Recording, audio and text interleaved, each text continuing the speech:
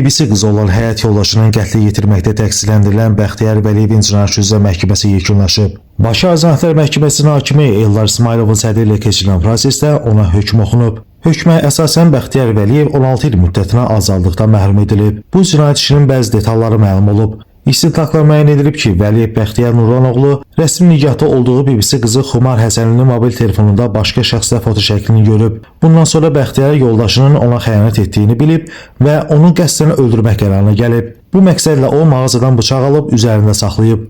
Daha sonra avtomobillə övladları ilə birlikdə Xumarın işlədiyi gözəllik salonuna gedib. Oradan Xumarı da götürüb onun anası Samirə Həsənovanın yaşadığı evin qarşısına gəlib. Bəxtiyar övladlarını yola saldıqdan sonra gecə saat 1-də avtomobilin içində Xumarın telefonunu əlindən alıb, ona xəyanət etdiyi şəxslə olan foto şəklini göstərərək həmin şəxsin kim olduğunu dəqiqləşdirmək istəyib. O yenidən həmin şəxslə başqa bir şən halda olan videosunu görür və Xumar Həsənlidən həmin şəxsin kim olmasını soruşduğunda o həyəcanlı şəkildə cavab vermədən evə doğru qaçmağa çalışıb. Bəxtiyar bu zaman avtomobildən dərhal enib, evin darvazasının qarşısında qaçmağa çalışan Xumar Həsənlinin bədənindən tutaraq, bədəninin müxtəlif nahiyələrinə ümumilikdə 11 bıçaq zərbəsi vuraraq xüsusi amansızlıqla qətlə yetirir. Məhkəmə istintaqı dövründə təqsirləndirilən şəxs özünü tam təqsirli bilib. Ona qarşı Cinayət Məcəlləsinin 120.2.4-cü, yəni xüsusi amansızlıqla və ya ümumi təhlükəli üsulla qəsdən adam öldürmə maddəsi ittiham irəli sürülüb.